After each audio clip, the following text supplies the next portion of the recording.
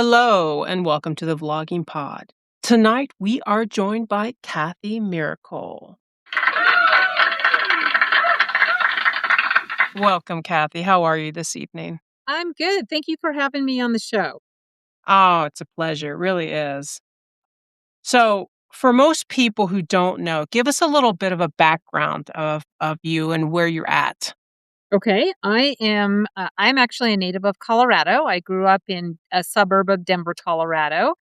I spent more than 30 years in senior living, and I specialized working with families, individuals with a form of dementia and their families. And I have slowly, about 10 years ago, I guess 11 years ago, I started learning about how to protect and maintain cognitive health so that individuals could avoid a dementia diagnosis, delay it, or even in some cases reverse cognitive decline. So that has become my new passion over the last couple of years to help individuals protect and maintain cognitive health. Nice. Nice. Now, just for full disclosure, my mother-in-law had dementia before her passing this last year. Ugh, So, yeah, yeah. It's traumatic, isn't it? it is. I tell everybody that if you've met one person with dementia, you've met one person with dementia. No two people could be born on the same day, grow up in the same environment, same kind of education, have the same everything throughout life, get diagnosed on the same day, and they will still take two completely different paths on their dementia journey. I have also described this journey to family members as it's like walking into an unknown amusement park. It is some days the ride's fun. Some days the ride is scary. Some days you get off the ride and get sick, and other days you don't want to go on the ride at all. And Uh, so I actually have a book coming out that the entire book is themed around an amusement park to help families better navigate the twists, the turns, the ups, the downs. wow, that's nice. I like that idea. That's really great. Thank you. So, you're welcome. So, what first drew you into working in senior living, and more importantly, what kept you there for more than 30 years? That's a question I asked that got asked that a lot early in my career, and I really couldn't pinpoint everything. So, because I get asked that a lot, I started really looking at it. I never knew my paternal grandmother, and I never knew my maternal grandfather as they died before I was ever born. And then my maternal grandmother passed away 10 days before my 13th birthday. And the following year, my paternal grandfather passed away 5 days before Christmas. So, sort of a tough time in a kid's life to lose two grandparents back to back at very important holidays and celebrations. And my parents told me that I would naturally gravitate to older adults at church, in our neighborhood, in a grocery store, in restaurants. And I just loved sitting and listening to their conversations. And I have a double bachelor's in speech path and audiology, and I really wanted to work with older adults that had had strokes or some kind of impairment from a speech standpoint. And at the time I got that degree, I was told I would probably spend the first 7 years in elementary schools because jobs with older adults just weren't that frequent. They were Mm, hard to get. However, the university that I attended in Northern Colorado at that time had one of the top 10 gerontology programs in the nation. So I was really super lucky to go through that program. And I have my master's degree in gerontology with an emphasis in dementia and elder abuse. And so I started my senior living career at 22 years old as a certified nursing assistant in a nursing home on an Alzheimer's unit. And I was hit and kicked and punched and scratched, thrown into a wall, ribs broken, you name it. I did it wrong because I got trained how to bathe and dress and transfer and feed. Actually mhm, trained to change linens when someone is laying in bed and mm. evacuate. But I never got taught how to interact with a person with dementia. So I did it all wrong and I got hurt. And as I continued my career in senior living, and I've worked just about every job in senior living, haven't worked them all, but just about every one of them.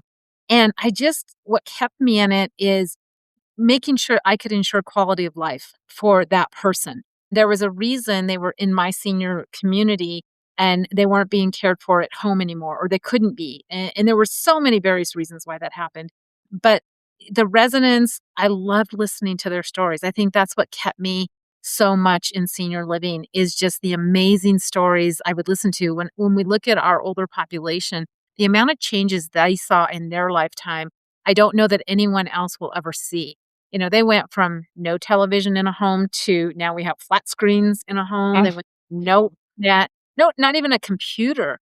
I mean, if you look at all the technology changes and all the other changes that happened from, the 1930s, 1920s, 1930s to today, that's amazing that they did, and yes. in my career, I've had the pleasure and honor of taking care of so many, but, like, I had the honor of taking care of a NASA astronaut and what the amazing stories he had, or a woman who she was the first woman in her family to go to college and get a PhD. Not just a college degree, but she had a master's degree and a PhD. A woman Right. who had 14 children at home. I don't know. God bless that woman. I I mean, even one of my favorite residents, he helped paint the bottom of the Enola Gay, which was the airplane that Uh-huh. hit the bomb on Hiroshima. So the amazing people I got to interact with and just hear their stories and listen, and it was just wonderful to interact with so many families and that they trusted when I got to be an executive director, they trusted me and my team to take care of their loved one, and the families too were just as amazing in listening to their stories of how much they cared about their parents, and it was a very rewarding career. It sounds. When I have to in another full disclosure, if you've seen some of my podcasts and background, about 2.5 to probably about 3, almost 4 years now, my father well, he's passed away now, but prior to that, about 4 years, 5 years, we had to do he didn't have dementia per se, but because of things he was going through, his cognitive wasn't there all the time, Right. and I found at that time and now my mother lives on the property, she has her own apartment across from my she shed, Mhm. and my listeners are probably like, "Yeah, yeah, we've heard this before." But 'cause I talk about it all the time. It's another reason why I wanted this podcast to focus more on our aging, Uh-huh. because I found going through it, there's so much information that you don't know, Correct. and you're blindsided a lot of the times when you're just thrown into it, and because we're so concerned about our probably our parents or our grandparents at that particular point, or even your spouses, you're not you know what I'm saying? You're not taking in the full things of every little attribute that's happening or information at your fingertips. So I think that was the biggest reason that I really was interested in doing more about our aging. Mhm. Um, and in that respect, when you speak with families, what is the biggest thing of confusion that you or deal with as far as the family and what their seniors are going through, especially even where it comes to dementia? It I don't know that there's any one thing because every family is slightly different, and it really kinda Uh-huh. depends. Am I talking to a family member where there's no children? Maybe it's just only the spouse and they don't have children to help them through stuff, and that is a completely different conversation than the family the largest family I ever took care of was well, when I was a CNA, was a lady who had 14 children, but as an executive director, the largest family I interacted with was 1 son and 10 daughters. And Wow. that was very interesting. We finally had to tell the son, "We need one point of contact. Every time your sisters come in the building, they're asked they have to do something different based on what they want." So, what the repeating pattern that I find is that oftentimes families will hear the diagnosis that your loved one has Alzheimer's or your loved one has a form of dementia, and then they kinda get handed a brochure and said, "Oh, we'll see you in 6 months." And they kinda walk out feeling like, "What just happened? I just got gut punched. I don't even know what happens in the next 6 months." And, are they gonna decline? Are they gonna plateau? Are they I mean, there's so many questions that families start asking. And I feel like, not that there's not good information out there. So I don't ever wanna bash a company. So I've worked with the Alzheimer's Foundation. I've worked with the Alzheimer's Association. I interact with a lot of different dementia, groups on Facebook and Uh-huh. whatnot, and they're great. There's a lot of information that's out there. What happens is it's so general, families don't really understand how to take it and apply it to their personal situation, and so that's where sometimes I think the disconnect can happen. At times I have seen incomplete information that's out there, like the families are given maybe part of the story, and so and I even will jokingly, I tell the doctor, like, I read an article that tells me that I should do A, B, and C, and then I read another article from just as well of an, known professional that says don't do A, B, and C. Like, which one's right? And it's like, Uh, so there's so much conflicting information that can happen out there too, and they don't really know. Sometimes as families sit down, I kind of start with, tell me what it is you know, because I don't ever wanna come across as I'm being condescending to you. If you already know this information, there's no reason for me to cover it. Or I don't wanna be talking at such a high level that you are so confused at what I'm saying, and I need to really simplify the information and be able to explain it in a more simplified manner. So I always start with the family member. More often, the common question I get asked as they get like, what I get asked is, "How long do you think they're gonna be on this journey? At what point do you think they'll pass away? Like, how many years will I do?"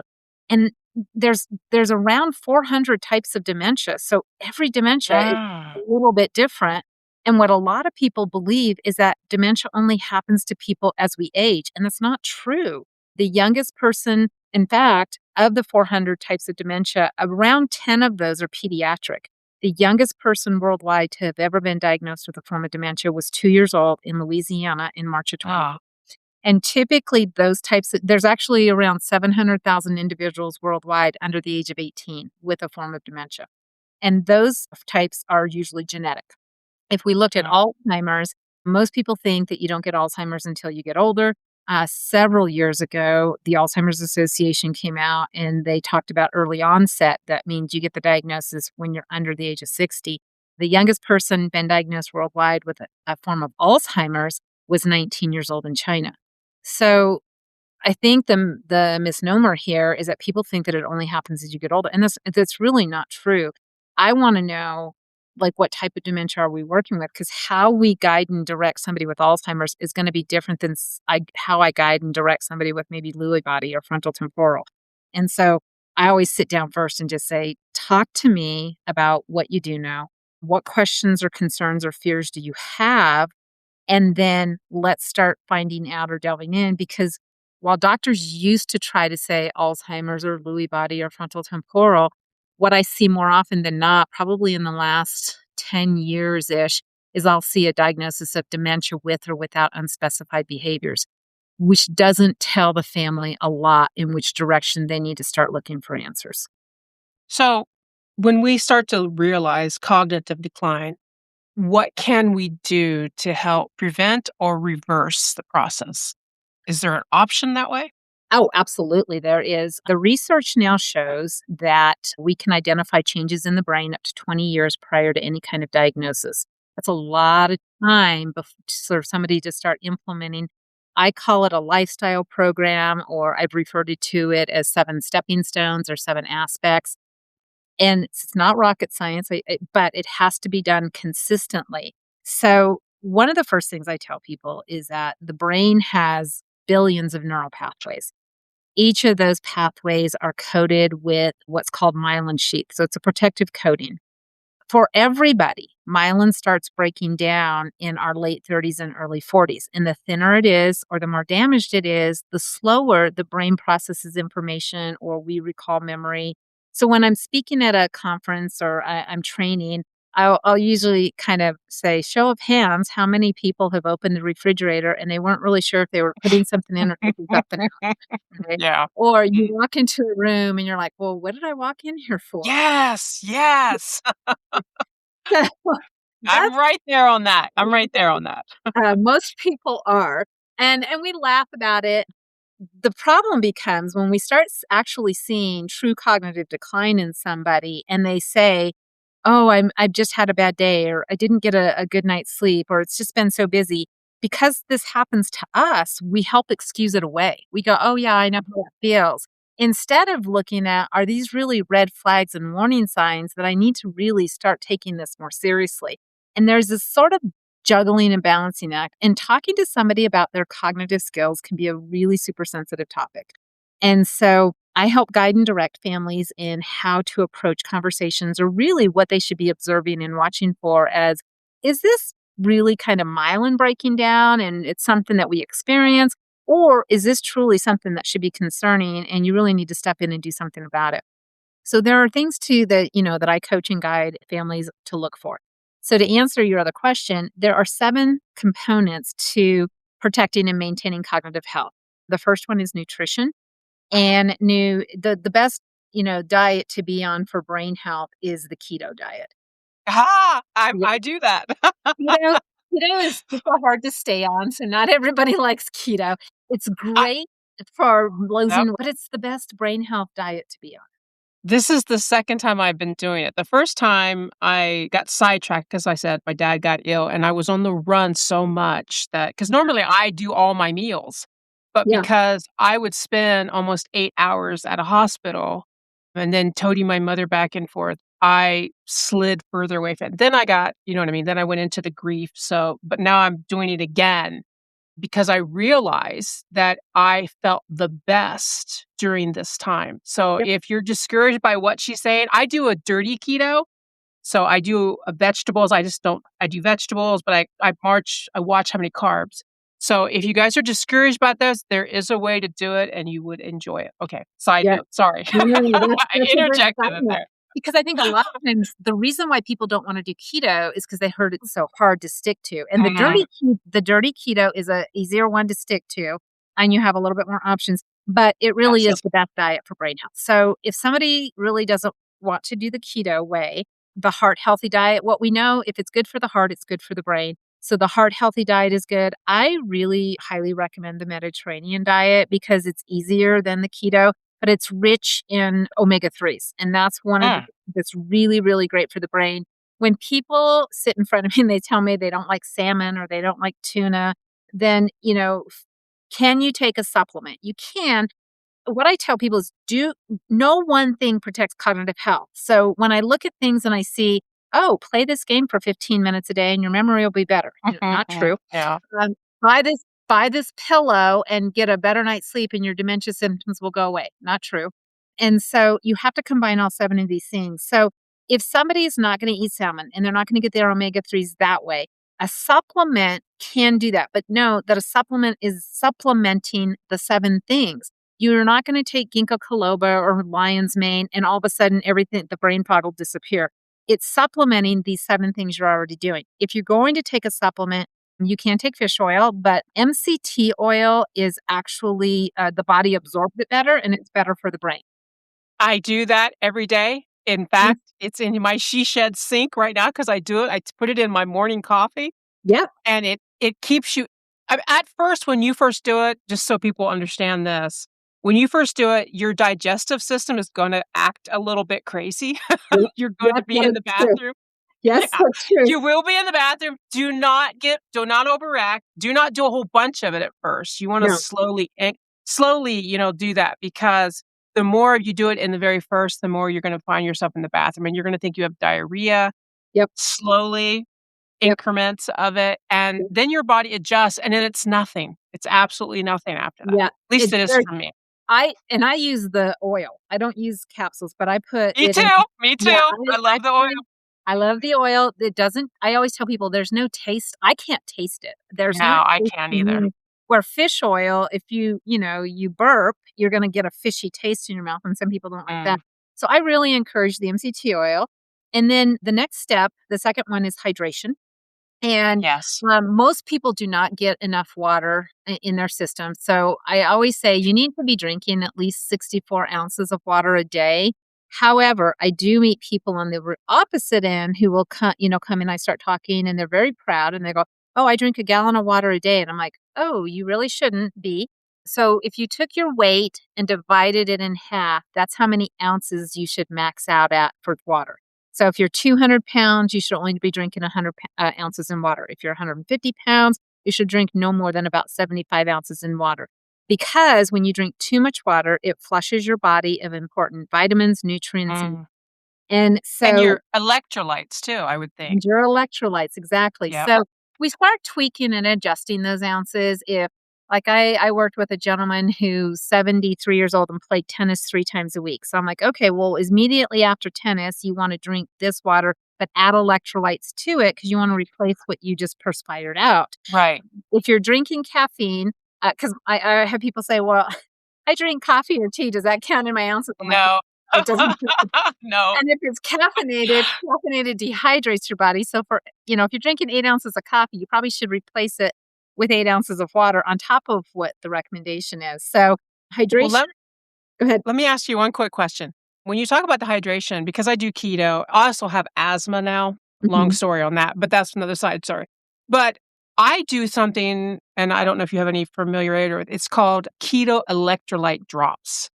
Yeah. And oh, you've heard of it? Yeah, I've heard of those. I There's a lot of companies out there now, because of the sports players, that they have Yeah. a powder that's electrolytes. They have drops that are like liquid drops that are electrolytes. It's really helped me because I have the mucus more because of the asthma, and so I will do that in 1 tea glass before I drink my water and stuff, Mhm. and it has helped with that as well. So, a lot of times when they do keto, you find out that keeping yourself hydrated and keeping your electrolytes is a problem. Do you find that as an issue? It can be, yeah. So you really do wanna watch that, and when I talk to people, when you're starting to get into all of that, working with a nutritionist, a diet a physician, a registered dietitian, they can look at your personal situation, like medications you might be on, all those things, and look at your personal situation, and then create a plan that works best for you as an individual.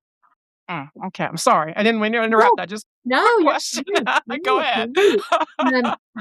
The next step, the third step in all of this is sleep, and it's not the quantity of sleep that one gets, it is the quality of sleep that one gets. So, for some people, I so what I tell people is when you go into a deep sleep, your what they call the glymphatic system, basically I call it, your fluid in your body. It actually you put your brain through what we call a car wash. Okay, if you can imagine your dirty car going through the car wash, what does it look like on the other end, or what should it look like on the other end? And really, what this glymphatic system does is it flushes the toxic waste from the brain. And when that doesn't happen, then buildup starts to happen on the brain. And then what happens is you can't remember things. Your thinking will slow down. Your brain literally shuts off in the afternoon, or you feel brain fog or brain fatigue. And so individuals who tell me, "Oh, I can function on 4 or 5 hours of sleep." I'm like, "No, you really can't. That's not helping you." And the reason why doctors tell us get 8 hours, an average of 8 hours of sleep is because typically two-thirds of that is quality sleep, and then a third of the quality sleep is deep sleep. And so you really need about 6 hours of quality sleep and 2.5 to 3 hours of deep sleep for your brain to go through the necessary process to flush it so that it's ready for the next day. People who I think people who work overnight shifts are at risk for not getting the right amount of sleep. People with PTSD don't get the right amount of sleep. Their sleep gets disrupted. And what studies show us is that sleep deprivation actually causes the brain to shrink. And when the brain starts shrinking, it creates bigger cavities in there. So the brain can't send messages from point A to point B as efficiently. It's not going to process information as quickly or as efficiently. It's not going to retain it. You're not going to be able to recall it. All of a sudden, you get into lots of challenges and issues. So, I have an Apple Watch. I have an app called Auto Sleep, and it actually tracks my sleep every single night so that I can see where I'm landing if I need to make Mhm. tweaks or adjustments. No, I use the Fitbit, but I get what you're saying on that. Yeah, yeah. So I mean, there's a lot of different apps out there now. There's a lot of different things.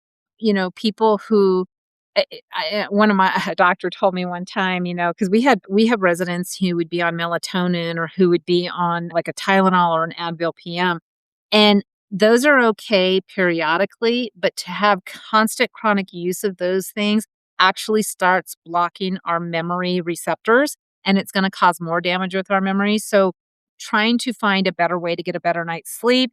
That might be no TV in your room. That may be turning off iPhones, iPads, tablets about an hour to 2 hours before you're going to go to sleep, because the lights that come out of that actually affect the melatonin and our circadian rhythm in our body. Mhm. Having your house at a cooler temperature, putting it down to about 65 or 68 degrees. So when it's cooler, you actually fall into a deeper sleep.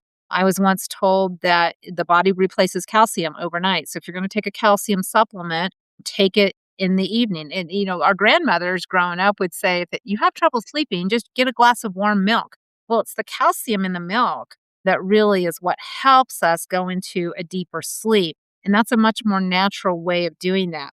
So let me make something really clear. I'm not saying have a bowl of ice cream with calcium in it. That's not what I'm saying. Because I've had people go, "Oh, I can have some vanilla ice cream." I'm like, "No, no, no, no, you can't." Because the processed sugar is not good for our brains. But sleep is really important. It's also one of the hardest things to fix when someone's not getting a good night's sleep. I really recommend people go to a sleep specialist to help get some really good guidance if they're truly having difficulty getting a good night's sleep. I get you. Yeah. The 4th step in it is getting oxygenated blood to the brain. And so anything you do that's cardio, walking, swimming, water aerobics, bicycling, Pilates, yoga, those kind of things, resistant training, all help get oxygen to the brain. I coach people on even doing deep breathing exercises in the morning as before they get out of bed and in the evening before they go to sleep when they're laying down and the lungs are stretched out. As humans, we typically only use the top third of our lungs. And so when we start implementing deep breathing exercises, it can feel uncomfortable or even painful because we're now starting to push air into an area of our lung that we're just not used to doing.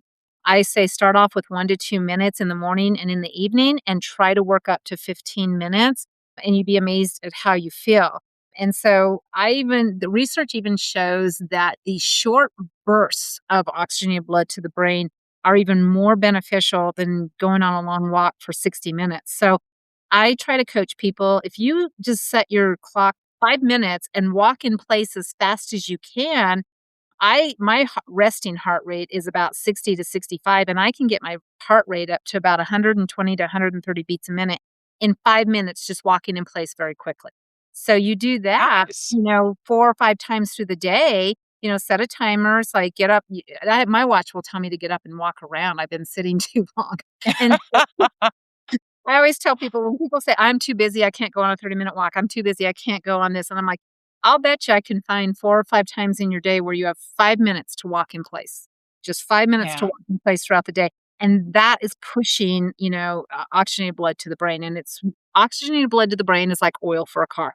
And so you really have to have it. When people start going into panic mode, it's usually, or, they hyperventilate, it's usually they're not getting oxygen to the brain. And so a lot of times my teenagers used to get so mad at me when they come in and they're frustrated. I'm like, "Okay, how about we do some deep breathing, get some oxygen to the brain, and then we can have a conversation." And my daughter one time said, "Mom, I've already done the deep breathing. I just need to talk to you." I'm like, "Okay." Alrighty.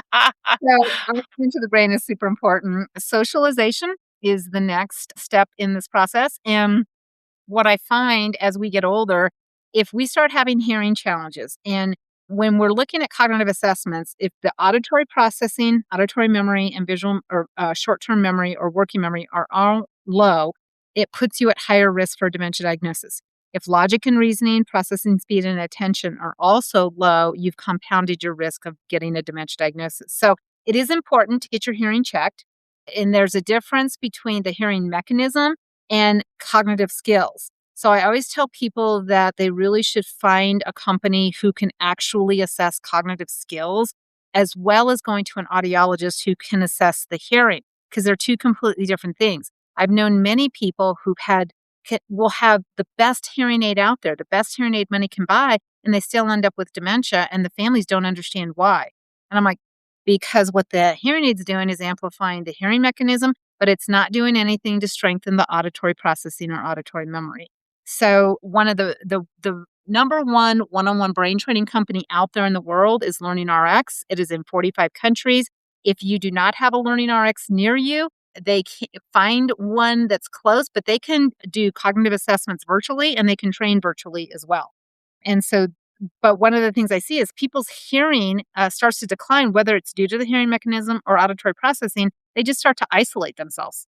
They start to, withdraw. And that is the opposite thing that they should do.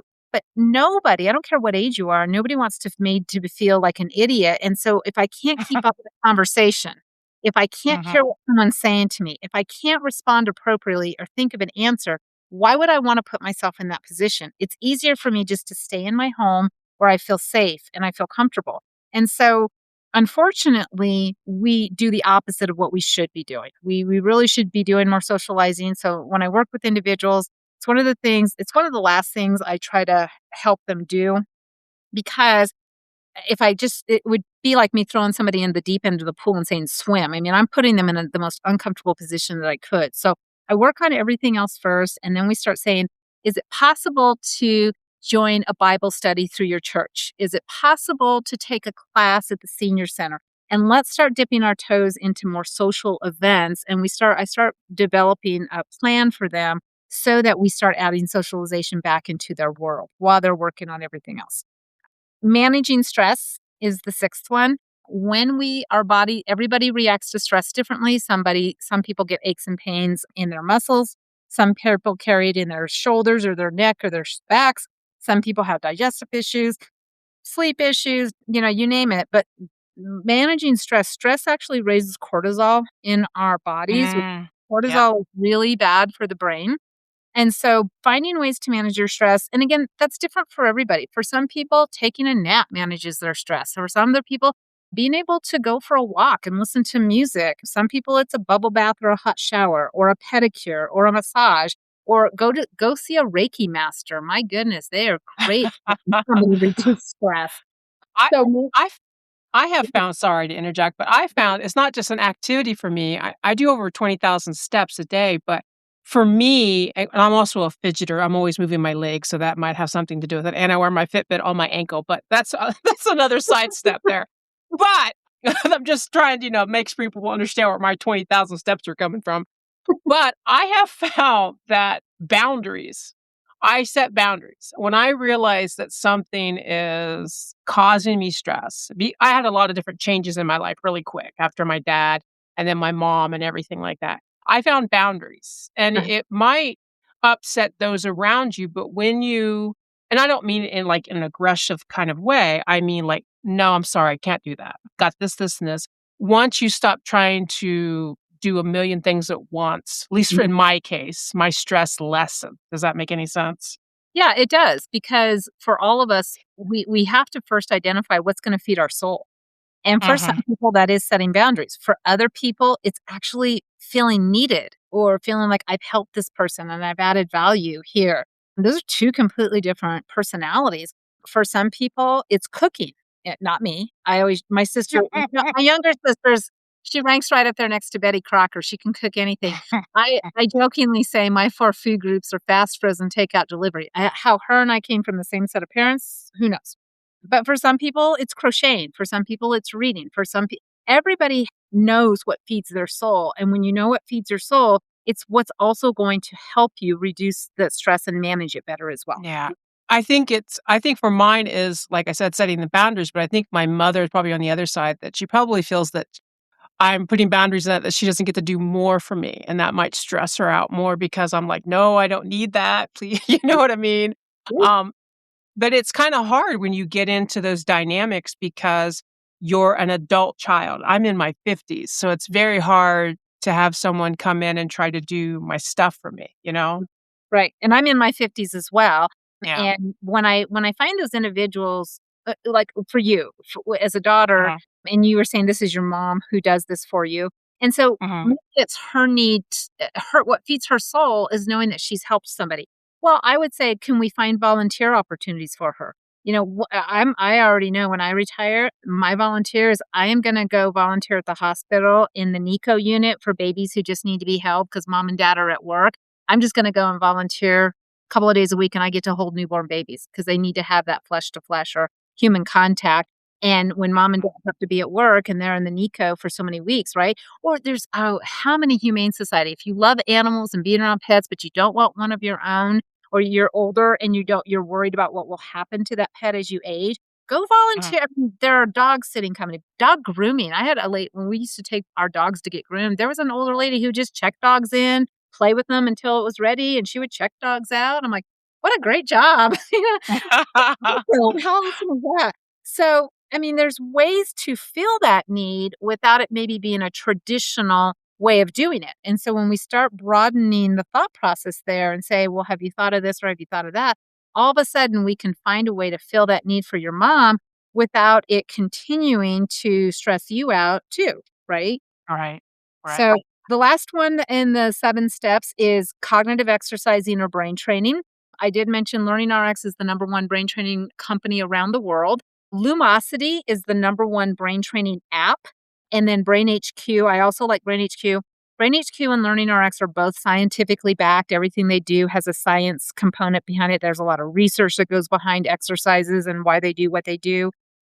A lot of times I get people who will say, "Well, Kathy, I play Sudoku. Am I exercising my brain? Or can you please tell me the brain app I should be doing or the cognitive game I should be doing?" So my answer, or I've also had people say, "Well, my dad played crossword puzzles his whole life, still got dementia, so those don't work." And I'm like, okay, Mhm. so let's take a step back. First and foremost, I can't recommend what cognitive app game you should be playing unless I know the strengths and weaknesses of your brain. Most times when people start playing Sudoku or Word Find or crossword or whatever that is, what they're doing is they're gravitating to what they enjoy, what's fun, what they like, and what they're good at, which means they're strengthening the strongest part of their brain. That's what they're doing. They're not really strengthening the weaker part of their brain. So, why you still get dementia is because you never focused on the weaker skills. All you did was focus on the stronger skills. That's all you did. And Right. so, I also say when people go, "Well, am I exercising my brain?" And I said, "Well, yes and no. If you have a gym membership and you walk into a gym, and let's just say you go 5 days a week, and kudos to you, but you walk in, you do bicep curls, and you walk out, are you exercising your body?" Well, yes and no. You're exercising your biceps, but you're not doing for anything else on your body. So that's really what happens when we start playing like crossword puzzles. We're exercising one part of the brain. When we play Sudoku, we're exercising one part of the brain.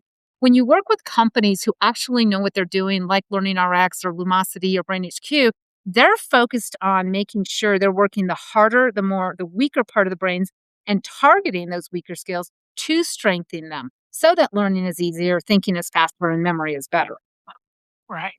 So those Okay. are the 7 components that help protect and maintain cognitive health. And when you combine those, I've had a handful of clients where we've reversed their cognitive decline. I've had people come in to avoid a dementia diagnosis. And so if I can I delay it? It depends on where someone is at in that dementia journey as to whether implementing this is effective or not. But the nice thing that I love in the clients I work with, it's usually their doctor or their neurologist who is telling them your cognitive decline is reversing. What are you doing? Because you're getting better on their cognitive assessments. And then they tell them, I'm working with Kathy with Silver Tsunami. So I have some doctors who will recommend me to clients who are newly diagnosed or who want to protect and maintain cognitive health because we know it works. Nice. So, can you explain terms, what people should understand about I know you said there's 400, so I might be asking a lot of you. Different types of dementia. So really what we start seeing is the Alzheimer's Association actually has a presentation called the 10 warning signs. So I would encourage someone to go to alz.org and look at those. It's things like when I tell people, like I jokingly will say who opened the refrigerator because that happens to all of us. But if somebody, misplaces something and they can't retrace their steps to go, okay, what was I doing? And that sometimes takes a little bit. My husband is great at putting his car keys in the same place every time we get home. I am not. They get thrown in my bag, they get thrown in my coat, they get thrown on the counter. And so I'll sit there and go, "Okay, when I walked in last night, this is who I was talking to, or was I not on the phone and this is what I did. Oh, yeah, yeah, yeah. I remember placing them on the counter next to my phone and so they must still be there." So I can at least retrace my steps, but at some point that doesn't happen and they can't retrace their steps. That is a warning sign. When bills start getting unpaid, when the person who kept a well kept home, all of a sudden you go over there and it's dusty or it's starting to get cluttered. That is not their personality. Their personalities start changing. I often I remember a son one time when he was admitting his dad to memory care, and he's like, "I'm so baffled. I talk to my dad every Sunday night. I don't get it." And I go, "Oh, well, let me tell you how that conversation went." You would call and he would say, "How are you doing?" And you would tell him. And then he would say, "How's your wife?" And you would tell him. And "How are the kids?" And you would tell him. "How's work?" You would tell him. And he'd say, "I know you're busy. Now 30, 40 minutes going by. I know you're busy. And let me go. I'll talk to you next week." And the son's mouth just dropped. He's like, "How did you know?" And he said, "Kathy, Mm. next to his recliner, he had this cool list of questions that you could see check marks." And I go, "Yeah." So when families visit, if like let's say you're visiting at the holidays and mom's stuffing doesn't taste the way it always did. It's too Mhm. salty or it's not as moist, she'll make excuses like, "Oh, I must have been in a hurry or I must have mismeasured." But that's starting to be this warning sign of, well, wait a minute, if mom always knew how to make this, or she seems a little disheveled, or she repeats a question, does that mean she's getting dementia? Yes or no? Maybe, maybe not. It could be she's dehydrated. It could be that she's tired and hasn't gotten a good night's sleep. It could be that she's on a new medication that's causing problems. I tell people go see your physician, rule out everything else first, because there's a lot of things that can mimic dementia symptoms. And I don't ever want someone to receive a diagnosis when really it's, oh, you're dehydrated. Let's get that fixed. Oh, this medication is not mixing with your other medications and we need to have a different format here. And so there's a lot of things that can be done to reverse the confusion or the brain fogginess or the cognitive decline that's happened. It doesn't mean somebody has dementia. But there are clear warning signs that we should be noticing and we just should be observing and watching, because the sooner you can catch it, the better. The better your chances are of reversing cognitive decline, the better your chances are of getting on a medication that can plateau or delay the progression of it. When you wait too long, there's a lot of things that can't happen. One of the most critical and important things is legal paperwork. At some point, you should be doing legal paperwork. So people go, well, when should I have a trust, or when should I have a will, or when should I have some of those documents? I'm like, when you turn 18, that's when. Because if you're, as a college kid, if you're in a car accident and now you're in the hospital and you're non communicative, who's going to make those decisions for you? So people only think that you should start estate planning when you turn 60. And I'm like, you should start having some of those legal documents in place, and who will make decisions for you when you become an adult at 18. And there are great estate planning attorneys out there who can help and guide and direct. Now, does an 18 or a 20 or 25-year-old need an expansive estate plan? Of course they don't. But they need some legal documents in place for someone to make a decision in case something happens. And then, especially as we start aging, it's super important to have legal documents in order, because if you get to the point where you can't make a decision, now it's going to be the courts. You have to go pursue guardianship or conservatorship, and those are costly and they are lengthy, and it is time consuming. Right. So, what about this came to me when you were talking about signs. What about repeating the stories? Yes, Because repeating stories, repeating questions, repeating the same question. There's so many the great movies that have been out there, like, Still Alice is a great movie. And there's a scene in this movie where the actress comes in and she asks her daughter's boyfriend a question in the kitchen, and then they move out the food is out on the dining room table, and she sits down and she looks at him and asks him the same exact question. And so when you see those things, it's like, wait a minute, what? What just happened? The person who is experiencing it already can identify that changes have been happening long before it's ever diagnosed and long before anyone else ever notices. And they start putting systems in place to compensate and to accommodate for it, to band aid this together for as long as they can. Because I think most people hear the word dementia and they catapult themselves to the end of the disease, where their keys to the car are taken away from them, their total care. People say, well, I'm just laying in bed in diapers. And there's so much living and things that can be done in between those 2 points. And people don't want their independence taken away from them. They think if I start telling my family I'm having memory issues, they're going to take my car keys away from me, or they're going to put me in senior living. So especially when we haven't had those discussions as a family, or if family dynamics are stressed or challenged, those are really things that people become very fearful of. right.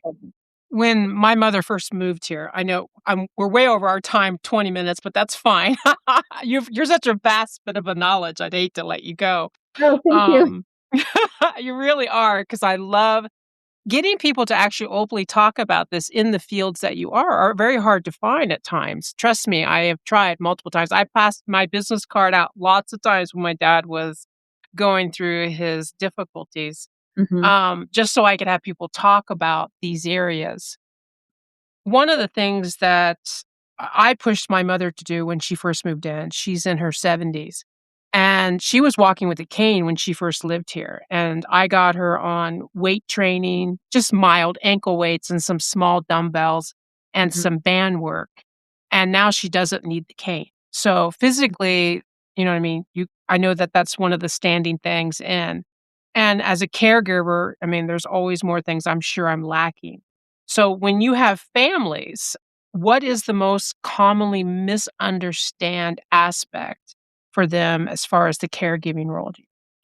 I I think that as children, it's really difficult to watch our parents get older.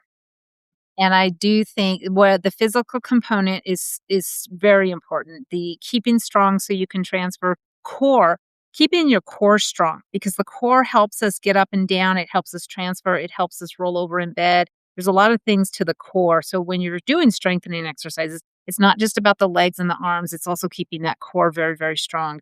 But what I see is more people will find resources to help somebody physically. If somebody is starting to cognitive decline, I see families make more excuses for them because it's scary for them. They they don't have really good resources to tell me how am I supposed to navigate this journey.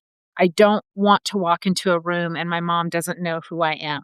Or my dad thinks that I'm my sister or that I'm my mom and I'm really his daughter. I mean, the families who sit in front of me, and that's why I sit there and go through like, let's talk about your questions because people try to approach this journey so logically. And this is the emotional. This is an emotional journey. And I have never once seen it being easy for anybody. They get hit with unprepared conversations. I have a really, really dear friend who there are three presentations that I do and I give and trainings that I do that I don't know anywhere else that gives them. But, and he's the one who really prompted me. But his dad was diagnosed with Alzheimer's, I want to say in 2012. And a year or two into it, as his dad was still pretty independent, knew what he was saying. He wasn't really cognitive decline. They were sitting having a conversation, and his father said to him, I'm going to take my life. I don't want to go through Ah, this journey. And he said, Kathy, nothing, and I mean nothing, prepared me for that conversation. He looked and looked and looked all over the internet at that time. And he said, you can find statistics about suicide and dementia, but there is no, this is how you have this conversation. And so I think that what happens as a caregiver is one, you get catapulted into that role, whether you wanted it or not, whether you volunteered for it or not, and you don't get a training manual or anything to say, oh, here, this happened. We'll do these steps one, two, and three. And this is how you have that conversation. And and so for a caregiver, every day they're living day to day, hour to hour, or minute to minute, doing the very best they can. And at the end of the day, they still don't think it's enough. They still don't yeah. ever enough, and they beat themselves up so much. So, there's not great information around domestic violence and dementia.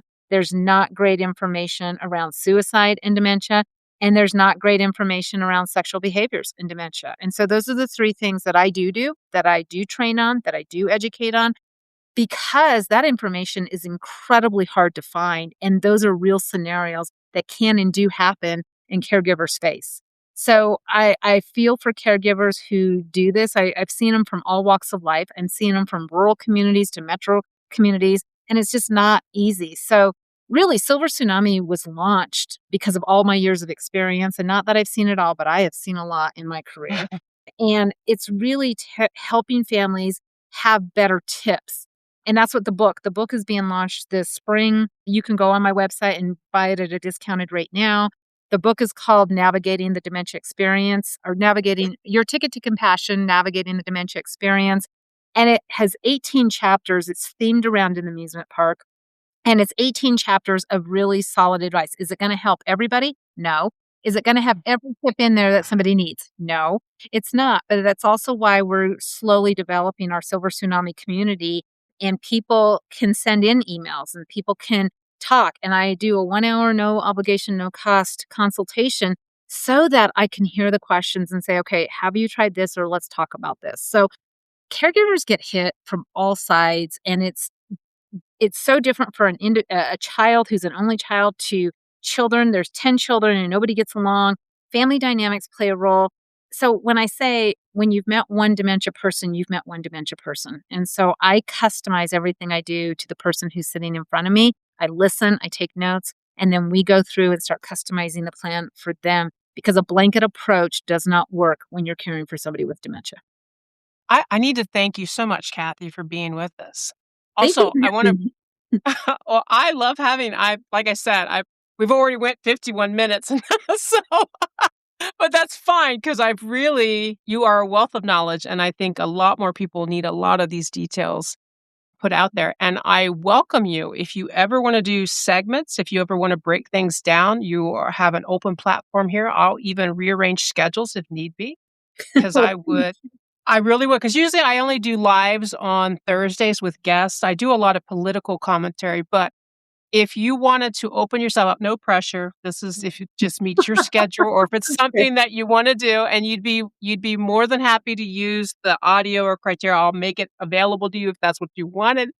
But anytime you wanna come in for segments or things that you wanna bring a spotlight to, my platform is yours because I Well, really go I'm ahead. very honored. I'm very honored. Thank you so much for the offer. I would love to be continued guest on your show. And maybe next time, instead of doing a general thing, we can just pick a topic that Yes, I that'd be know, great. and we'll just talk about that one topic for that show. But I'd love to be a recurring guest on your show. Thank you so That much.